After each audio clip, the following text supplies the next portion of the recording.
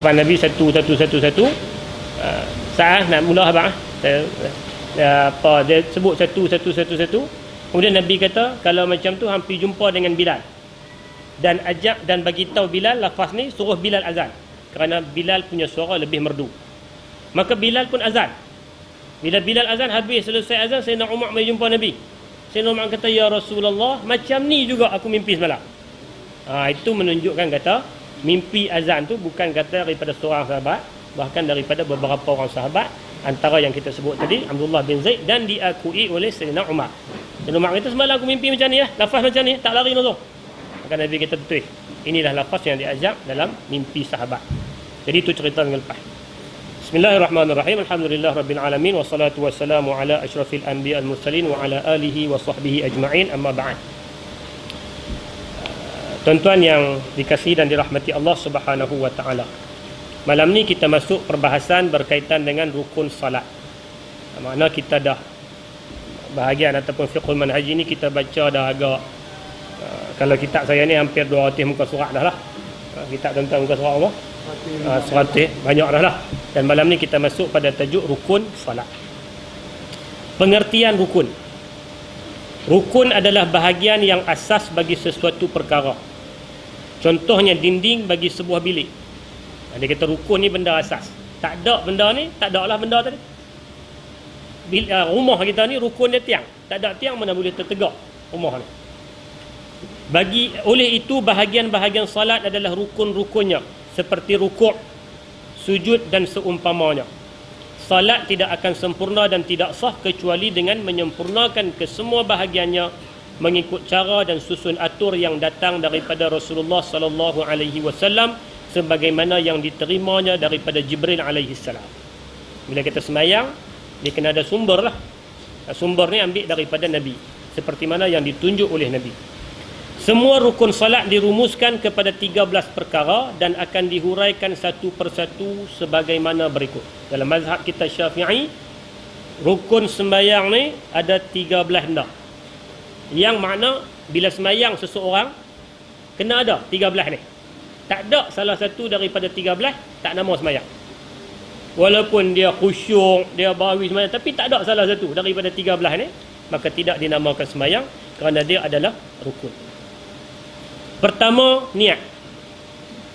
Niat ialah mengingati tujuan sesuatu perbuatan ketika mula melakukannya. Perhatikan ta'rif niat. Dia ulang banyak kali lah, niat ni. Niat mengingati tujuan sesuatu perbuatan ketika mula melakukannya. Ketika mula-mula.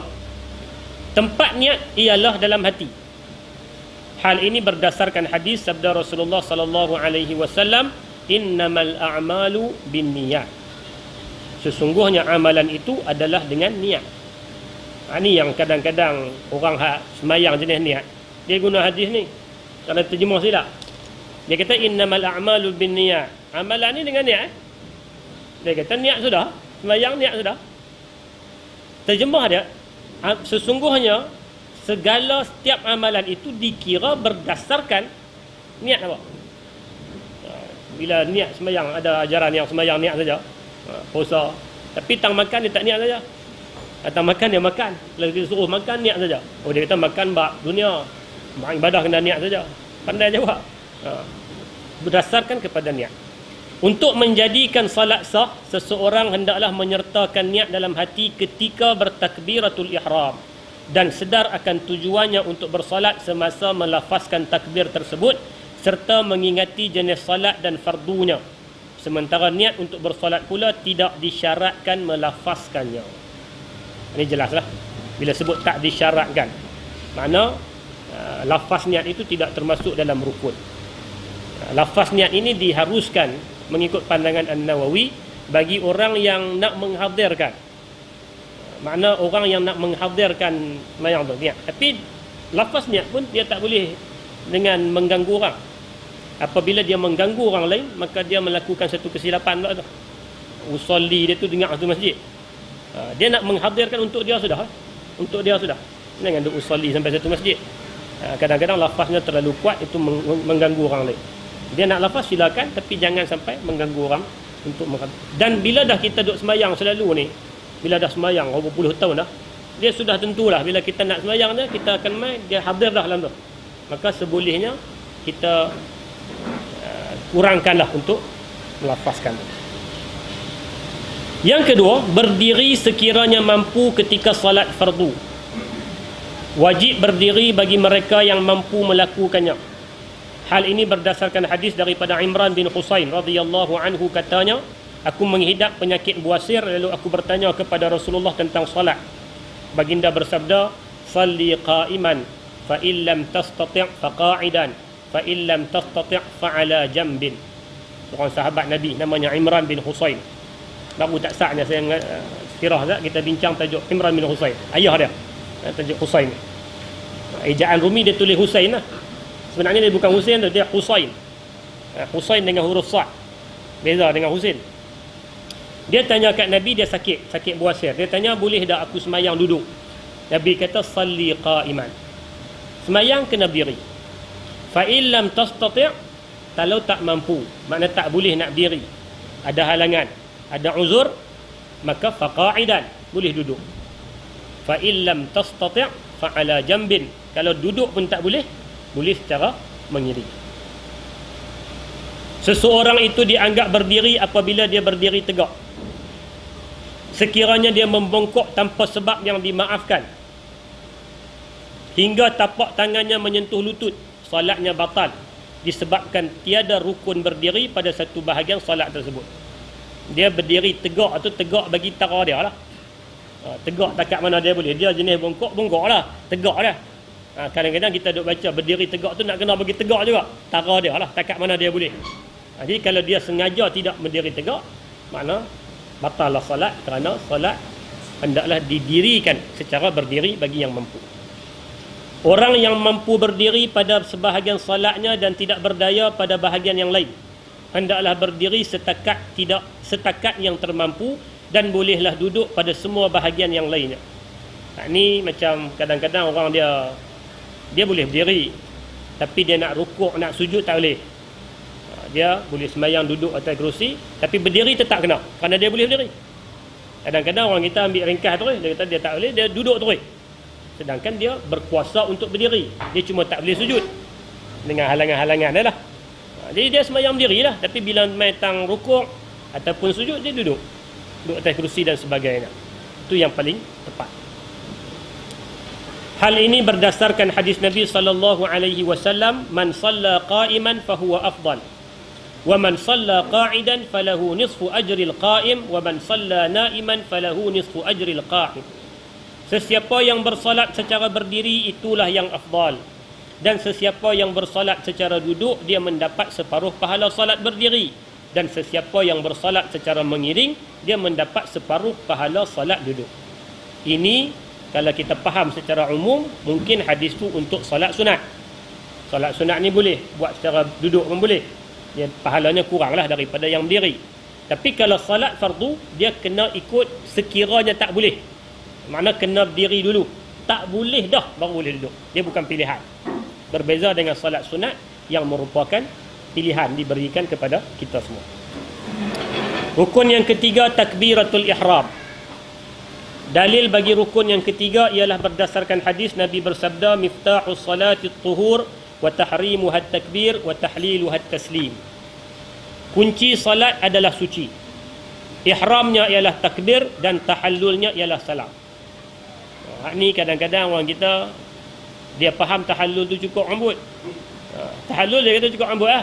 Tahallul makna menghalalkan, ihram makna mengharamkan. Jadi dalam sembahyang ni Nabi kata ihramnya, benda yang mengharamkan kita daripada buat benda lain apa semua, adalah takbir. Dan benda yang menghalalkan kita semula untuk buat benda lain adalah salam. Itu maksud ihram dengan tahallul. Makna dalam sembahyang pun ada ihram, ada tahallul. Sebab kita duk faham tahallul ni dalam bab haji umrah dan tahallul kita faham cukup. Ya, tahallul bukan cukup. Cukup dipanggil halal. Makna bila buat cukup atau gunting, dia menghalalkan kita untuk buat benda-benda lain. Jadi Nabi sebut dalam sembahyang ihram, makna ihram benda yang mengharamkan kita daripada benda-benda luar ni adalah takbir, takbiratul ihram. Dan bila kita salam, itu menghalalkan kita semula. Nabi gunakan istilah tahallul, adalah salam. Cara takbiratul ihram. Takbir mestilah dengan lafaz Allahu Akbar, dan tidak mengapa ditambah dengan sifat-sifat Allah yang lain seperti Allahul Akbar atau Allahul Jalilul Akbar. Tetapi takbir tidak sah sekiranya ditambah perkataan yang lain selain dari sifat-sifat Allah, seperti Allahu Huwal Akbar, atau mengubah sebutan Akbarullah. Itu tak boleh. Takbir yang asal ini adalah lafaz Allahu Akbar. Itu yang warid, itu yang paling tepat. Dia kata tidak mengapa. Makna tak mengapa ni boleh lah kita menambah lafaz tadi dengan sifat-sifat Allah, Asma'ullahul Husna. Kita kata Allahul Jalilul Akbar, Allah Ta'ala yang maha mulia lagi maha besar. Itu harus. Makna masih boleh, walaupun tidak afdal. Tapi kalau kita menambah benda yang bukan sifat Allah, Allahu Huwal Akbar, Allah lah, dialah yang maha besar, lebih tambah lah. Itu ceramah. Itu bukan sembahyang. Itu sebut itu ceramah. Ataupun Akbarullah, nak bagi beza ke orang. Makna sama lah.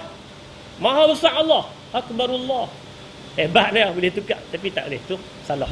Ataupun dia pergi tambah sebutan, tambah apa semua yang tidak bersangkutan dengan lafaz asal tadi. Hal ini berdasarkan perbuatan Nabi SAW yang perlu diikuti. Baginda sentiasa melakukan takbiratul ihram dengan lafaz tersebut. Kalaulah lafaz lain boleh, nescaya Nabi akan tunjuk sekali. Akan banyak hadis-hadis yang Nabi menunjukkan sekali perbuatan itu, kata boleh. Tapi dalam bab ni tak ada langsung. Semua sembahyang Nabi dimulakan dengan lafaz Allahu Akbar. Maka fahamnya ialah lafaz yang lain daripada ni dengan tambahan-tambahan yang tidak berkaitan dengan nama Allah adalah menyebabkan terbatalnya salat. Syarat takbiratul ihram. Syarat-syarat sah takbiratul ihram adalah dengan memberi perhatian kepada perkara-perkara berikut. Melafazkan takbiratul ihram setelah berdiri. Oleh itu takbir tidak sah semasa bangun untuk bersolat. Tengah duduk jalan Allahu Akbar dah, sebab rukun pertama dia berdiri. Jalan tak jalan tak Allahu Akbar tu diri dulu, barulah dilafazkan sebutan takbir tadi. Hendaklah bertakbir dalam keadaan menghadap kiblat. Menghadap kiblat. Dada ni. Ada muka, kadang-kadang orang tengok apa lain. Makruh lah. Tapi yang kata menghadap kiblat adalah dada kita ke arah kiblat. Bertakbir dalam bahasa Arab. Orang yang tidak mampu bertakbir dalam bahasa Arab dan tidak mungkin mempelajarinya pada waktu itu, bolehlah menterjemahkan maksudnya dalam apa-apa bahasa yang dikehendakinya. Tetapi dia wajib mempelajarinya jika berkemampuan. Lafaz yang digunakan bahasa Arab, Allahu Akbar. Tapi kalau masa suntuk, dia tak boleh belajar, dia tak tahu lagi, bolehlah dia gunakan bahasa yang dia faham. Tapi wajib lepas itu dia belajar. Contohlah orang yang baru masuk Islam. Masuk Islam, nak habis waktu dah, dia kena sembahyang ni. Kita pun ajak dia Allahu Akbar. Allahu Akbar nak sebut keras. Kita kata Allahu Akbar ni maksud dia Allah Maha Besar. Boleh sebut bahasa apa? Dia pun guna. Boleh waktu tu. Tapi lepas tu dia kena belajar sehingga dia boleh sebut. Tapi dia pelik lah. Contoh dia macam orang Turki dengan orang India, dia Allahu Akbar. Lingkah tu dia kena. Dia pelik pengerian dia tu. Allahu Akbar. Akbar. Dia lari langsung. Tapi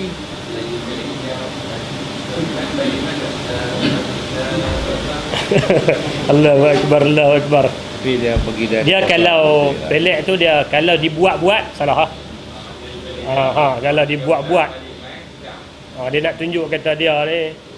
Sebab kadang-kadang orang silap faham lah. Saya cerita dulu satu buku yang direkod yang ditulis oleh seorang diplomat India, diplomat Malaysia di Pakistan. Sebahagian orang menganggap Islam tu Pakistan. Dia tiru habis semua. Bahagian orang lah, dia kata dia menganggap Islam tu Pakistan. Lepas tu satu hari dia masuk semayang di Pakistan, pakai t-shirt. Kawan tu main tanya dia, "Anta Muslim?" Semayang, habis semayang ni di masjid. Hang Islam ke? Islam? Sebab apa hang tak pakai kurta? Sebab dia faham kata Islam tu Pakistan. Jadi kalau buat-buat dari lafaz tu, salah lah. Tapi kalau dia memang lidah asal, tak peraya nak pi dah, kita kata boleh. Tapi dia tetap kena belajar. Dia tetap kena berusaha untuk memperbetulkan. Yang keempat, mendengar semua huruf takbiratul ihram yang diucapkannya sendiri jika pendengarannya baik. Makna kita kena dengar apa yang kita ucap. Bukan orang lain dengar, kita dengar. Allahu Akbar sebut tu. Mana kita takat mana kita dengar? Dengar. Bukan dalam hati. Dalam hati tak dipanggil dengar. Dia kena lafaz. Dan lafaz tu bukan orang lain dengar. Kita yang dengar. Kita duk kata pasal apa tak dengar lafaz, aku tak dengar pun. Hang tak dengar aku suka lah. Ni aku yang takbir. Aku dengar. Maka orang yang mendengar itu dah sah bagi dia.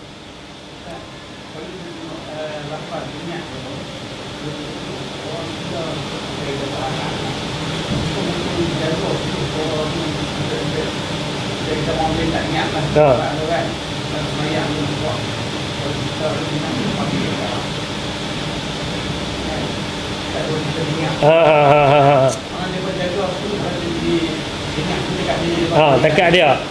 Sebab bacaan tu dia tak mengganggu lah. Sebutan tu takat dia dengar. Kalau takat dengar sebelah tu boleh kira lagi. Tapi kalau dengar sampai selang 4-5 orang pun dengar dia takbir, tu kacau lah. Dan kan dia bukan imam. Imam kena dengar lah. Ini dia semayang seorang ataupun dia makmum.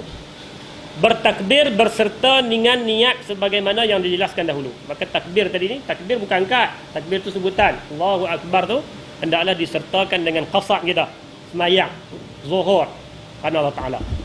4 rakaat dan sebagainya. Itu takbir. Mana syarat-syarat tu lengkap. Mana kalau tak angkat pun, tak angkat tangan. Dia tak sebut syarat angkat tangan.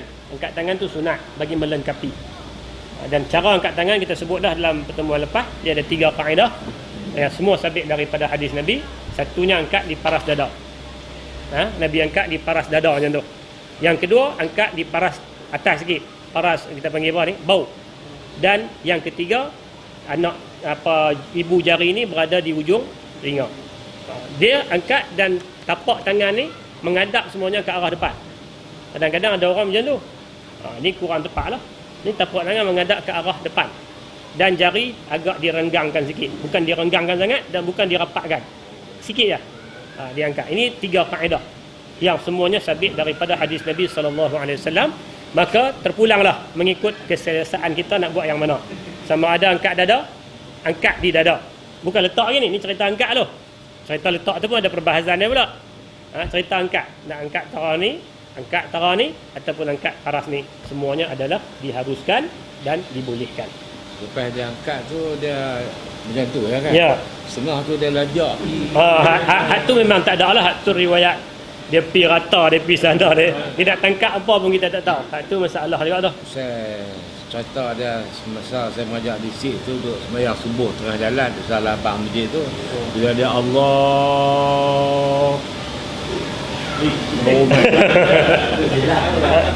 lepas tu pagi bila nak pergi mengajar tu member kata hari ni kita singgah sembahyang masjid Tajak. Saya kata masjid Tajak apa yang tiba Allah tu pi. Saya kata dia salah lagi. Ya, waktu style macam-macam style tak ada. Tapi tak ada langsung lah sumbernya memang Nabi angkat tangan macam tu, letak terus. Dan letak tu pun ada pembahasan lah. Kita tak bincang dah. Yang keempat, membaca Fatihah. Membaca Fatihah merupakan rukun pada setiap rakaat salat walau apapun jenis salat tersebut. Semayang fardu ke, sunat ke, qada ke, nazar ke, semayang apa pula, Fatihah kena ada. Hal ini berdasarkan hadis Nabi SAW bersabda, la salata liman lam yaqra bi Fatihatil kitab. Tidak sah salat orang yang tidak membaca Ummul Kitab, yakni Fatihah. Tak sah. Anda tak boleh tak dapat tidak semayang kena disertakan dengan bacaan Fatihah. Yang tadi ni tentang takbir, patah balik sikit. Cara angkat 3. Kemudian bila ada cara angkat, cara letak tangan pula pun ada beberapa riwayat. Ada yang kata Nabi macam tu, genggam. Ada yang katanya genggam tengah. Ada yang katanya hujung. Dan semua riwayat tu sabit. Maka tidak ada, cuma ada mazhab macam Syafi'i dia pilih yang ni. Dia pilih yang genggam tau ni. Dah genggam, letak pula di mana? Dia mainlah berbagai-bagai riwayat. Ada yang kata letak di antara pusat dan dada. Macam pandangan Imam Syafi'i, dia ambil letak atas tu. Mana antara pusat dan dada, letak atas perut sikit. Pandangan Imam Ahmad bin Hanbal atas sikit. Atas yang kata antara pusat dan dada tu dia mengambil dekat dengan dada. Abu Hanifah dia main satu lagi riwayat, dia kata bawah pusat. Maka Hanafi punya style ataupun mazhab Hanafi, bila akad takbir tangannya letak di bawah, macam relax, kita tengok dia semayang ke tak. Mai Imam Maliki dia punya fatwa dia ataupun ijtihad dia dan mazhab dia, ada kata ada hadis yang menyatakan Nabi semayang lepas tangan. Dia ni takbir ke tak ni, kita duk rera pula, iya ke na'budu dah. Dia takbirnya lepas tangan. Jadi semua itu ada sumber dan tidak ada masalah apa. Tak ada masalah. Kerana semua daripada angkat, genggam, letak, semuanya sunat. Maka nak buat macam mana pun silakan. Nak letak, angkat jala, letak dekat macam ni, genggam, silakan. Kerana semuanya ada sumber dan hadisnya. Dan bahkan itu sunat. Itu perkara sunat. Iza jaa al-ma' batalat tayammum.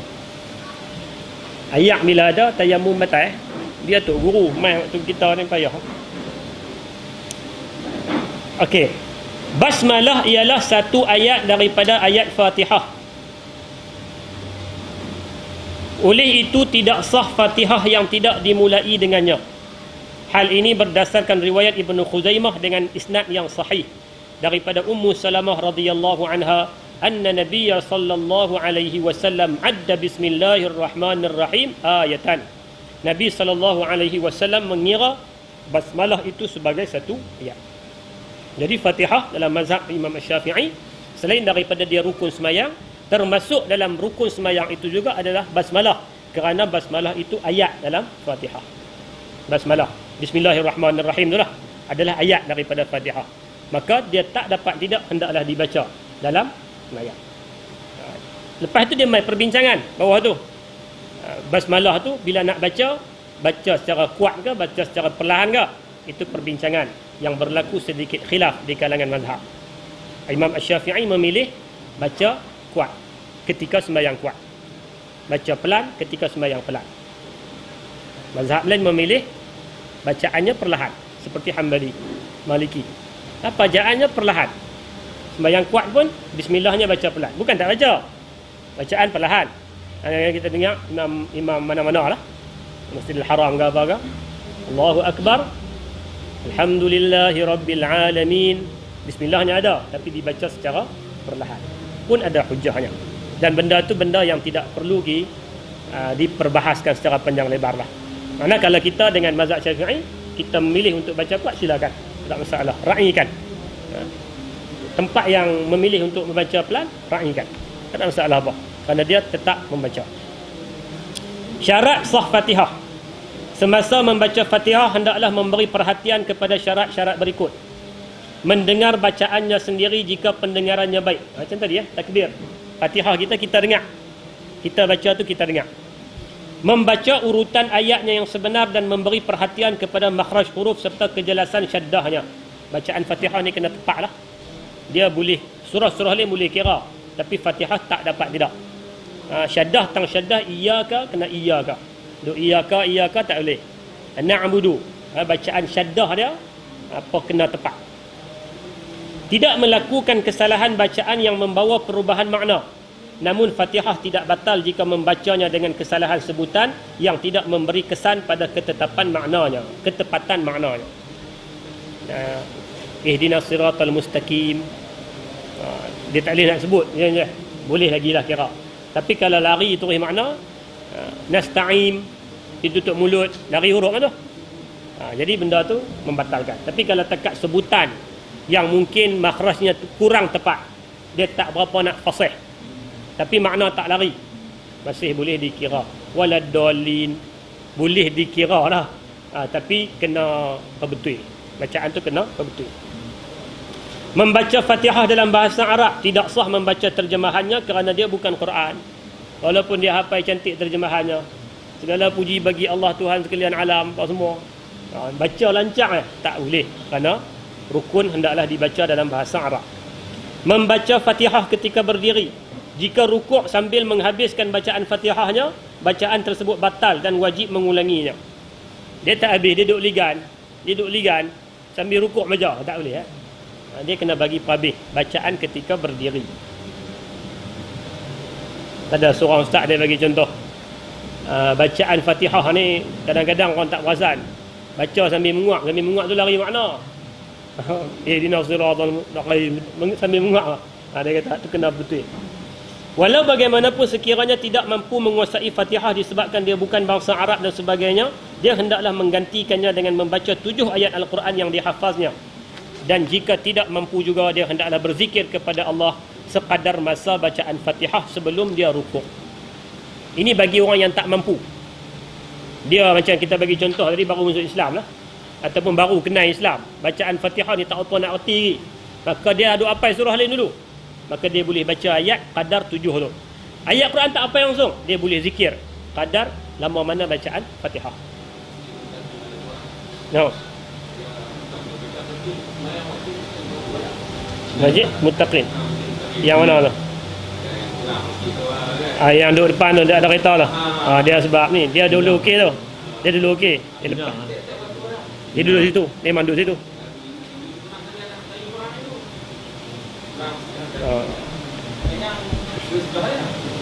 Dia zikir lah.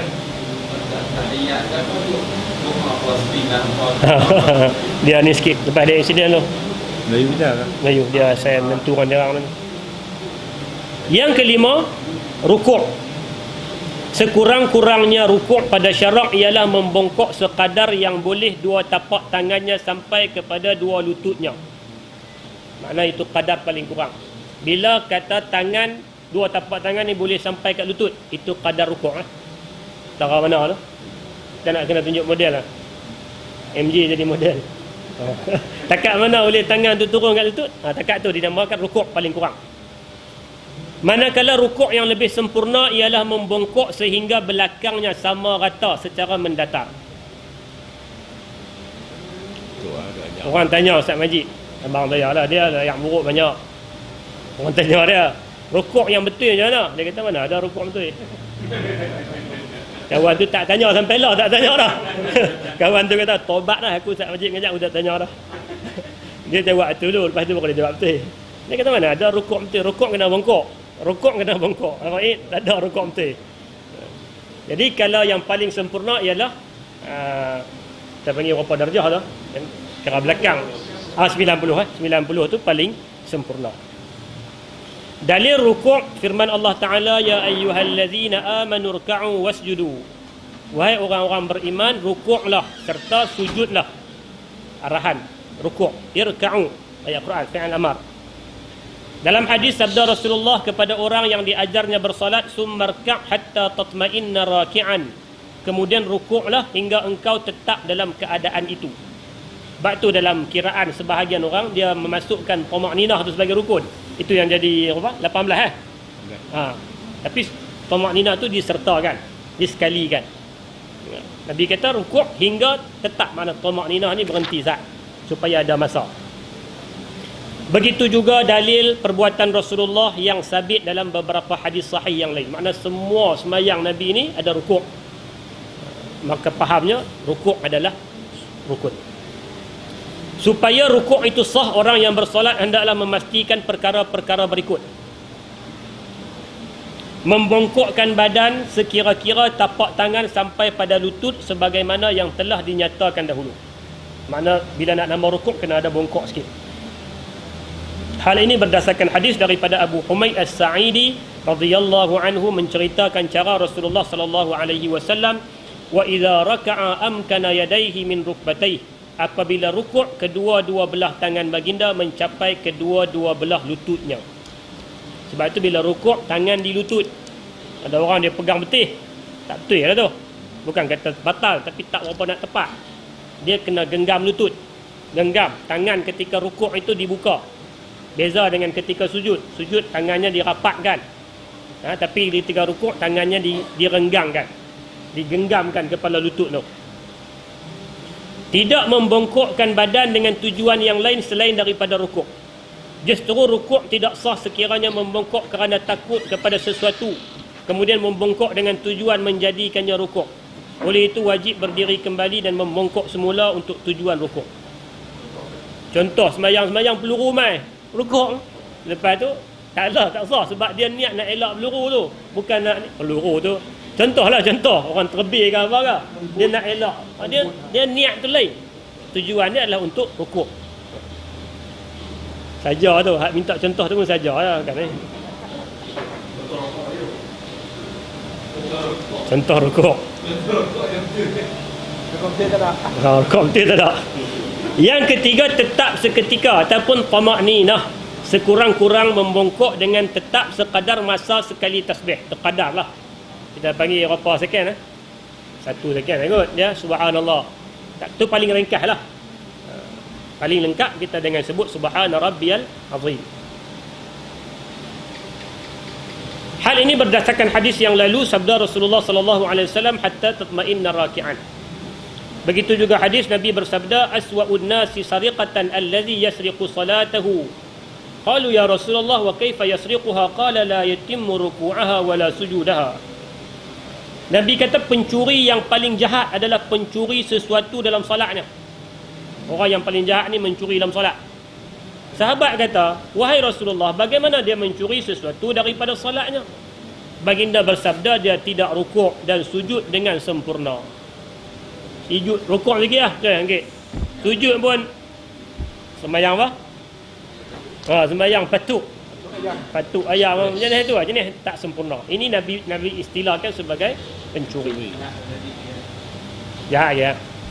Najib potong-potong lagi dia perekam. Hadis seterusnya ialah daripada Hudzaifah radhiyallahu anhu, dia melihat seorang lelaki yang rukuk dan sujudnya tidak sempurna. Lalu dia berkata, ma sallaita walau mutta ala ghairi alfitrati allati fatara Allah Muhammadan sallallahu alaihi wasallam. Engkau tidak bersalat, sekiranya engkau mati pastilah engkau tidak mengikuti fitrah Muhammad yang Allah telah tetapkan ke atasnya. Oh dia kata hang bukan sembahyang Mayang apa jenis ni? Kalau orang mati pun hang tak ikut Nabi Kesak. Tapi itulah sebutan sahabat ketika melihat benda yang salah. Benda tu tak betul, dia kata tak betul Hadis ini tidak bermaksud menganggap orang tersebut tidak Islam, tetapi menunjukkan bahawa orang yang tidak melakukan salat yang betul sebagaimana yang dituntut. Bahasanya keras sikit lah, tapi bukan nak tunjuk kata dia keluar Islam. Cuma nak sebut kata hang buat tak ikut apa yang Nabi ajar. Sekiranya dia mati dalam keadaan tersebut, pastilah dia tidak mengikut cara yang dibawa Rasulullah. Cara rukuk yang lebih sempurna ialah menyamakan belakang dengan tengkuk dengan dalam keadaan rata, lurus dan tidak melengkung.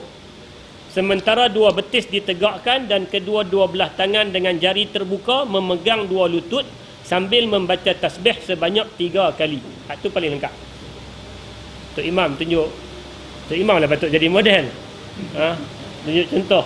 Tangan di lutut dengan keadaan renggang dan badan kita tu sebolehnya sama di belakang, dan bacaan zikir ataupun sebut apa zikir bacaan dalamnya tasbih tu 3 kali. Subhana rabbiyal azim, subhana rabbiyal azim, subhana rabbiyal azim. Itu merupakan lafaz yang paling tepat. Adapun tambahannya wa bihamdi, dia datang daripada hadis yang tak berapa nak kuat. Sebutan yang paling tepat subhana rabbiyal azim. Itu 3 kali. Hal ini berdasarkan hadis daripada Hudzaifah, sallaitu ma'an Nabi sallallahu alaihi wasallam zata lailatin thumma raka'a faja'ala yaqul subhana rabbiyal azim thumma sajada faqala subhana rabbiyal a'la. Nampak hadis tu tidak ada tambahan pun wa bihamdi. Tapi kalau kita duk buat lama dah, jangan kita berazau, "Oi aku tak," maknanya betul lah, buat yang lebih tepat lah, yang lebih tepat. Pada satu malam aku bersolat bersama-sama Nabi, kemudian baginda rukuk lalu membaca tasbih yang maksudnya Maha suci Tuhanku yang Maha agung. Kemudian baginda sujud lagi dan membaca tasbih yang maksudnya Maha suci Tuhanku yang Maha tinggi. Jadi dalam rukuk subhana rabbiyal azim, dalam sujud subhana rabbiyal a'la. Dalam hadis lain Nabi kata, iza raka'a ahadukum faqala fi ruku'i subhana rabbiyal azim 3 marrat tamma ruku'uhu wa zalika adna. Apabila seseorang daripada kamu rukuk dan membaca tasbih sebanyak 3 kali, sempurnalah rukuknya, demikianlah sekurang-kurang rukuk. Nabi kata adna, paling kurang. Makna apa? Paling kurang nak dapat sempurna macam tu. Kerana kalau sekali pun cukup, boleh, tapi tak sempurna lah, tak dapat kesempurnaan sembahyang tadi. Sementara hadis Abu Humaid menyatakan summa sahara zahrahu, kemudian baginda membongkokkan belakangnya. Jadi ini rukun kelima, rukuk, rukun yang kelima. Rukun yang keenam, i'tidal selepas rukuk. I'tidal ialah berdiri di antara rukuk dan sujud. Hal ini berdasarkan hadis daripada Aisyah ketika menceritakan cara bersolat Rasulullah. Katanya, kana idza rafa'a ra'sahu minar ruku' lam yasjud hatta yastawiya qa'iman. Apabila mengangkat kepalanya daripada rukuk, baginda tidak sujud hingga telah berdiri tegak. I'tidal. Angkat tu bukan kata angkat tak ada nak ni lagi, sujud tak, Nabi berdiri dulu tegak. Berdiri tegak itulah dipanggil i'tidal. Hadis seterusnya, Rasulullah bersabda ketika mengajarkan cara-cara bersolat kepada seorang lelaki yang tidak melakukannya, summarfa' hatta ta'tadila qa'iman. Nabi kata kemudian bangunlah daripada rukuk hingga engkau berdiri tegak. Ketika Nabi ajak seorang lelaki yang semayang, hadis ni panjang, dia masuk semayang, Nabi kata tak semayang lagi, tak semayang lain 2-3 kali. Akhirnya Nabi ajak semayang yang betul macam ni. Antara petikan tu Nabi kata bila dah rukuk, bangun tu bangun berdiri bagi tegak dulu, baru nak pergi ke sujud. Syarat-syarat sah i'tidal adalah seperti berikut: tidak bertujuan lain selain daripada ibadat, tetap seketika sekadar masa sekali tasbih. Dia kena berdiri juga ada masa dia, 2 ataupun 3 second. Tidak berliri terlalu lama hingga melebihi kadar bacaan Fatihah. Ini kerana i'tidal merupakan rukun yang pendek dan tidak harus dipanjangkan. Bangun daripada rukuk tu, berdiri lama, batal sembahyang. Lama tu apa? Lebih daripada kadar Fatihah. Fatihah yang biasa dibaca berapa minit? Biasa dibaca, kita katalah 2 minit. Biasa standard punya ni 2 minit. 2 minit lama. Fatihah ni seminit je, seminit. Standard punya masa 1 minit. Jadi berdiri lebih 1 minit, batal sembahyang. Sebab i'tidal rukun yang pendek, yang tidak boleh dipanjangkan secara sengaja. Bangun-bangun diri lama, tengok dulu apa jadi dia hari ni, fikir sagilah, fikir lagi. Ya, tidak boleh lebih kadar Fatihah kerana dia sendiri itu adalah rukun pendek. Sujud dengan rukuk tak apa, lebih. Sujud tak batal sembahyang. Walaupun ni kalau dia panjang mana-mana pun, tapi i'tidal kerana dia rukun pendek, dia tidak boleh dilebihkan daripada kadar yang sepatutnya. Nanti dia sampailah sunat. Bila sunat ni kita sebut apa bacaan dia, itu dalam sunat. Sami'allahu liman hamidah. Ni yang saya dah sebut banyak kali dah. Ramai orang kita silap. Dia baca sami'allahu limal. Banyak orang silap. Sami'allahu limal hamidah. Dia liman dengan huruf nun, mati nun. Sami'allahu liman hamidah. Allah Ta'ala mendengar sesiapa yang memujinya. Sami'allah. Ya, limal tak tepat lah. Banyak saya dah dengar. Dia mungkin dah biasa. Benda tu dah biasa. Dia nak berubah tu payah lah. Bukan dia tak tahu. Tapi kadang-kadang dia biasa. Dia jadi sami'allahu limal. Limal hamidah. Limal tu dia tak ada huruf nun. Kemudian ada bacaan dia. Rabbana lakal hamdu mil'us samawati. Banyak. Ada bacaan yang panjang, ada yang paling pendek. Yang ketujuh, sujud sebanyak 2 kali pada setiap rakaat. Pengertian sujud pada syarak ialah dahi orang yang bersolat bersentuhan secara langsung dengan tempat sujudnya. Itu dipanggil sujud lah. Dahi kita ni laga tempat sujud, baru dinamakan sujud. Dalil sujud sebagaimana firman Allah seperti yang telah diterangkan sebelum ni dalam rukun rukuk. Warka'u wasjudu. Ada ayat tu. Begitu juga hadis Rasulullah, summa sujud hatta tatma'inna sajidan, summa rfa' hatta tatma'inna jalisan, summa sujud hatta tatma'inna sajidan. Kemudian sujudlah sehingga tetap dalam keadaan itu, kemudian bangunlah sehingga tetap dalam keadaan dudukmu, kemudian sujudlah lagi sehingga keadaannya tetap. Tetap tu makna makninah tadilah. Jangan sujud tu pun sentuh ya, bagi tetap, bagi ada masa untuk berhenti. Untuk menjadikan sujud sah perlu diberi perhatian kepada perkara berikut. Menyentuh tempat sujud dengan dahi yang terdedah. Dahi yang terdedah ni makna dahi yang tak ada tutup berapa lah. Abang mat tak main ni. Kalau tidak, kalau main, confirm dia akan sentuh, dia akan sebut. Dia sebut dari banyak kali lah. Tok Imam tu lah, dia akan sebut lah. Bila dia tak jadi imam lah. Dia sembahyang dia tutup dahi. Dia sembahyang macam ni. Dia pakai lebay, dahi dia dah ada ni. Jadi sembahyang tak kena dahi lah. Dia kena terbuka. Melakukan sujud dengan 7 anggota badan. 7 anggota tangan, lutut 2, 4, kaki 2, 6, dahi 7. Dalam mazhab Hambali berpandangan hidung juga termasuk dalam anggota yang perlu dikenalkan kepada tempat sujud. Syafi'i mengambil pendekatan itu sunat, tapi dia kata supaya meraihkan keluar ni bagus hidung dikenalkan tempat sujud. Ya, kaki kena tegakkan lah. Ni dia ada syarat nanti kita tengok.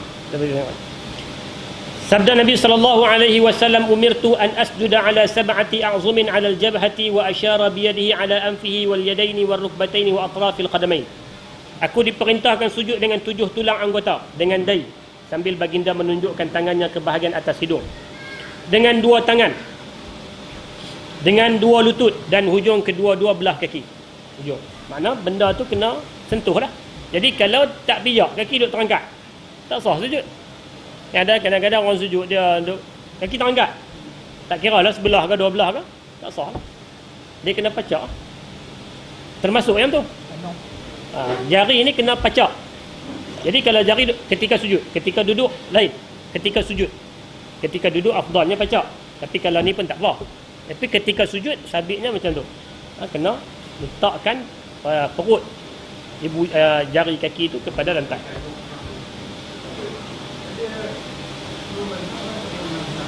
Syafi'i. Saya tak pastilah yang lain kata macam mana. Syafi'i kata macam tu. Bagaimanapun tidak wajib mendedahkan semua anggota tersebut kecuali dahi. Ni yang kadang-kadang orang silap faham. Bang kata ada orang kata pakai stokin tak boleh sembahyang.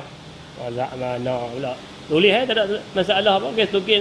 Dia yang tak boleh, yang kena dedah ni dahi saja. Anggota lain lutut takkan nak dedah sembahyang. Lutut tutup. Tangan pun tak apa kalau pakai sarung tangan, tak ada masalah apa. Jari kaki nak pakai stokin tak ada masalah. Yang kena dedah adalah dahi saja. Bahagian anggota punggung hendaklah terangkat lebih tinggi seberapa yang boleh daripada kepala. Hal ini sebagai mengikut perbuatan Rasulullah sallallahu alaihi wasallam. Mana belakang kita ni lebih tinggi dah. Jangan bagi sama, jangan bagi lebih. Dia kena tinggi daripada kepala. Tidak sujud di atas pakaian yang dipakai yang bergerak mengikut pergerakannya. Serban lah, biasanya serban ataupun kopiah. Pakai duduk sujud atas ni, tak boleh. Tidak bertujuan yang lain selain daripada sujud, contohnya kerana takut dan sebagainya. Macam tadi lah, tujuan tu tujuan sujud, bukan tujuan nak elak apa ke. Menekankan dahi di tempat sujud sehingga sekiranya kapas atau seumpamanya yang diletakkan di bawah dahi tertindih dan meninggalkan kesan sujud yang jelas di atasnya. Makna bila sujud ni, dahi ni kena bagi rasa tempat sujud tu. Berat tu, bukan sentuh yang tu lah. Sekira-kira kalau ada kapas tu terasa gelap. Ini tengok kapas pun tak ada terapung, makna dia tak sujud lah tu. Sujud ni kena sungguh-sungguh. Tetap seketika semasa sujud, sekurang-kurangnya sekadar sekali tasbih. Mana ada tamak ni nak. Cara sujud yang lebih sempurna ialah dengan bertakbir ketika turun sujud. Ni cara yang sempurna. Meletakkan 2 lutut diikuti 2 tangan. Dalam mazhab kita. Dan jumhur ulama berpandangan macam tu. Turun lutut dulu. Kecuali mazhab Maliki yang berpandangan turun tangan dulu. Dan dia ada hadis dia. Hadis sama ya. Hadis tu Nabi larang. Nabi kata jangan turun seperti mana unta turun. Maka takwil ulama. Sebahagian kata unta turun ni letak kaki dulu. Maka tak boleh ya. Nabi tak bagi. Tak tangan dulu. Mazhab Maliki kata. Syafi'i kata tak. Unta ni turun kaki dulu. Maka unta turun ni tangan dulu. Maka Nabi tak bagi sama macam unta. Kita turun kaki dulu. Ada takwil. Hadis sama ya. Cara memahami hadis. Hadis sama. Tapi cara memahami tu. Jadi mazhab ya.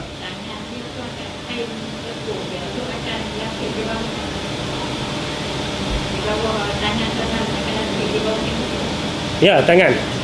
Tangan dia tak ada apa masalah. Yang tadi ni adalah kita panggil apa? Yang masalah ni dahi. Dahi ya? Tangan. Sujud tak ada masalah apa? Kena atas kain lekung tak ada masalah apa nak. Sujud letak atas kain lekung pun tak apa, letak atas ni pun tak apa, tak ada masalah apa. Yang penting tangan tu tak terdedah lah. Dia tak ada, yang tak boleh kena dekat kain yang berpindah dengan kita ni adalah dahi saja. Tak kira lelaki perempuan, dahi saja. Sebab kalau tak boleh kena ni, stokin orang pakai, tak sah lah sembahyang tu. Contoh, sebab ada orang faham tu.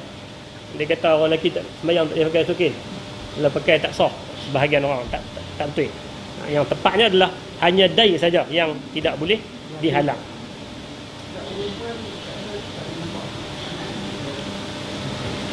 Dia boleh nampak pergelangan tangan adalah bukan aurat ketika sembahyang pun.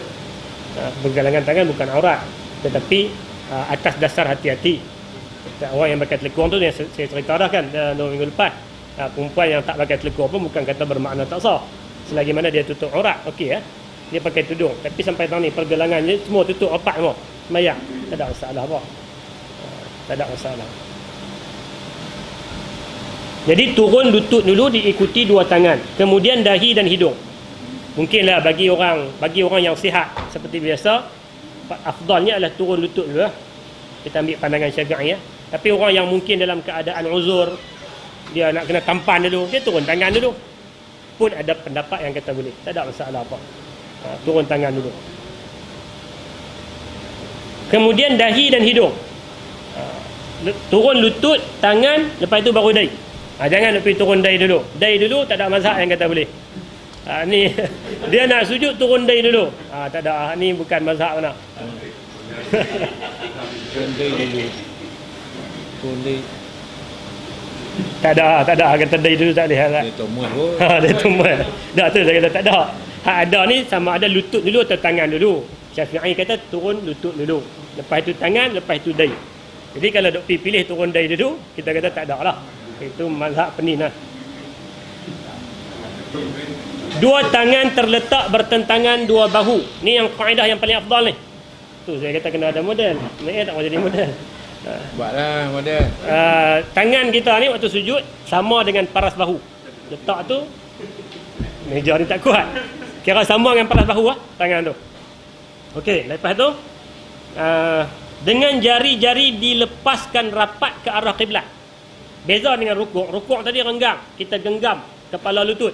Bila rukuk, bila sujud, jari kita rapatkan tuju ke hala kiblat. Jangan duk kena tu, tuju ke hala kiblat. Jarakkan perut daripada 2 paha dan 2 siku daripada lantai dan 2 rusuk. Kena ada jarak lah. Tangan ni pun kena angkat. Ada orang dia sujud ke rapat tu tak boleh tak tepat lah. Kaedah ya, angkat dan jarakkan perut kita dengan lantai. Sambil bertasbih sebanyak 3 kali. Hal ini berdasarkan hadis daripada Abu Hurairah menceritakan sifat solat Rasulullah sallallahu alaihi wasallam, Allahu akbar hina yahwi sajidan. Kemudian baginda bertakbir ketika turun untuk sujud.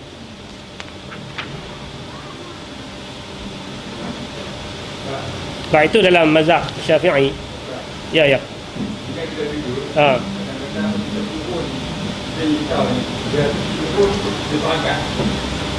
Dia lah spring.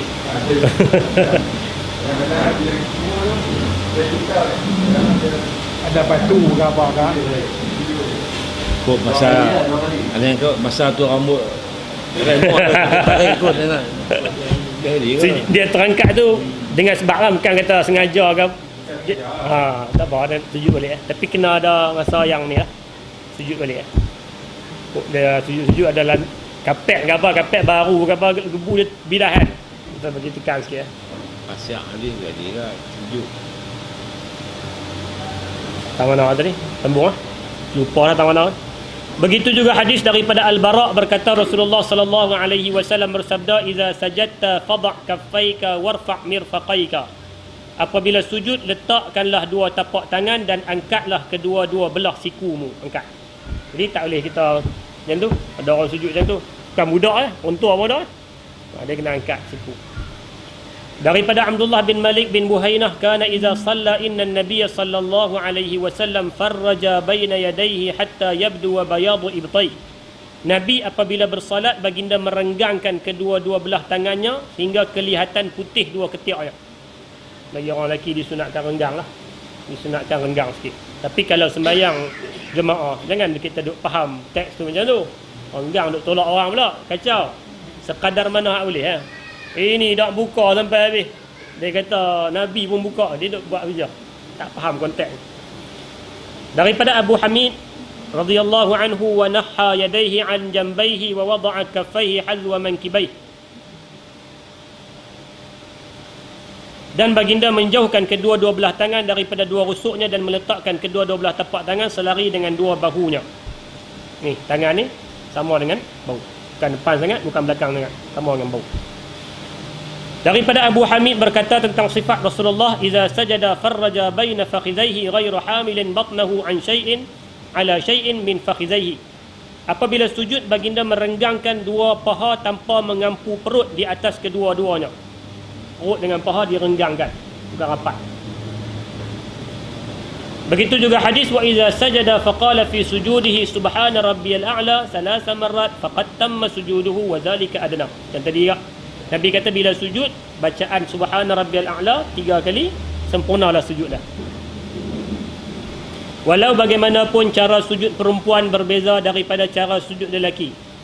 Kalau saya berhenti tang tu tadi, ada orang tanya, perempuan macam mana? Dia ceritalah. Ketika perempuan sujud, hendaklah merapatkan anggota-anggotanya antara satu sama lain. Sujud beza. Antara orang lelaki dengan perempuan, tentu beza. Hal ini berdasarkan hadis Rasulullah berjalan berhampiran 2 orang perempuan yang bersolat. Lalu baginda bersabda, "Iza sajadtuma fadumma ba'dal lahmi ila al-ardi fa innal mar'ata laysat fi dhalika karrajuli."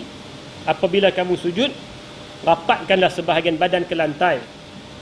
Kerana orang perempuan tidak sama cara sujudnya sebagaimana orang lelaki. Tangan rapatkan, semua rapatkanlah sikit. Bagi lelaki tadi beza. Tang sujud ya.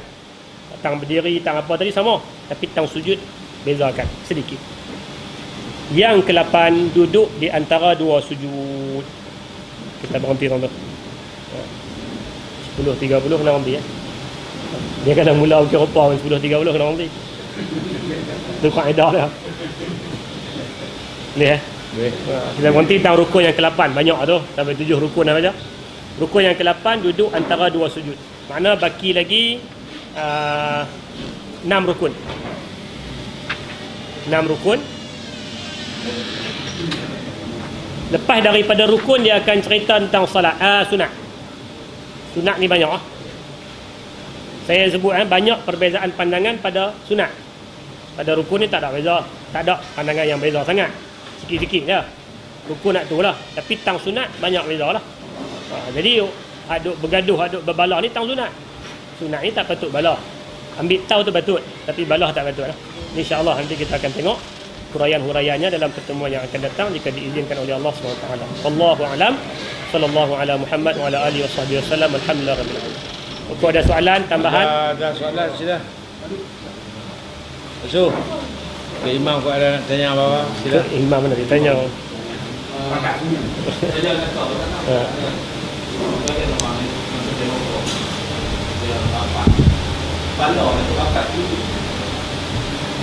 Tu dia dia atlet tu. Dia gimnas. Sujud ke rukuk ni? Apa tu? Dia rokok dia tengok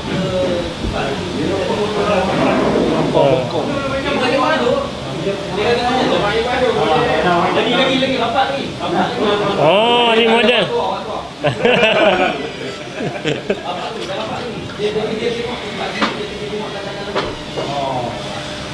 Dan kita tengok orang yang bersihkan orang yang kawan pakai diri lah. Wah, pakai diri. Pakaian tu tak ni. Pakai manusia hukum kat pakaian tu. Tangan dia ada yang buku lagi wak. Buku lagi ada yang pegang. Betul. Ada yang stop itu orang. Stop itu. Dapat. Oh, yang ini dia tengok. Oh. Dia lalu betul lah ada hadis yang katakan itu. Ataupun hadis yang katakan katanya pada dulu dia roh. Saya tak boleh jumpa lah, wallahu alam. Kau Ustaz Azwan dia jawab dah kot. Dia jumpa hadis orang-orang. Yang saya jumpa tadi takat tu rukuk mana tangan memang di lutut. Nak tanya orang tak boleh, kita tengok orang.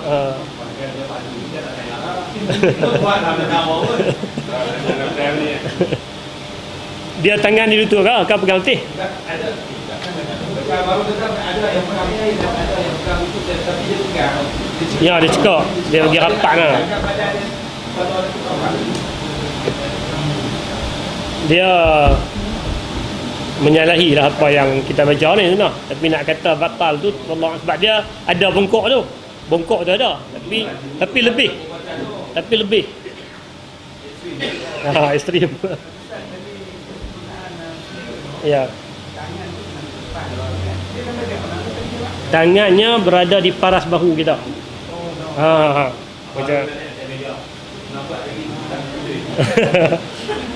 sujud. Paras di bahu kita. Bahu kita. Paras ni bahu. Bukan jangan lebih. Dia makna kalau lebih tu pun dia tidak sampai ke peringkat membatal. Kerana ada perbuatan sujud tu.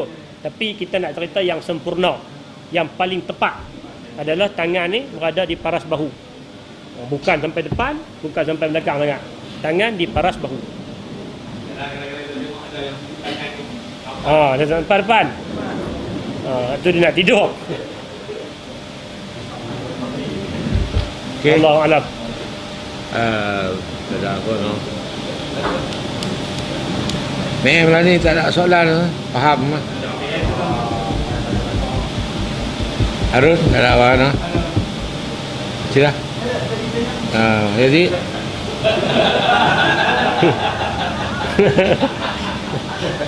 kalau nanti tak ada apa. Yang bilang muslimat tak ada apa lah ni. Okey lah. Okey, jadi 10.30 lah, moti 10.30. 10.30. Jadi kita ucap terima kasih lah kepada Ustaz Rodli yang besar payah untuk berikan kuliah kita. InsyaAllah pada minggu depan kita akan sambung balik.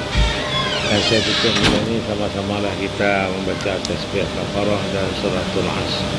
Subhanakallahumma bihamdika asyhadu an la ilaha illa anta astaghfiruka wa atubu ilaik.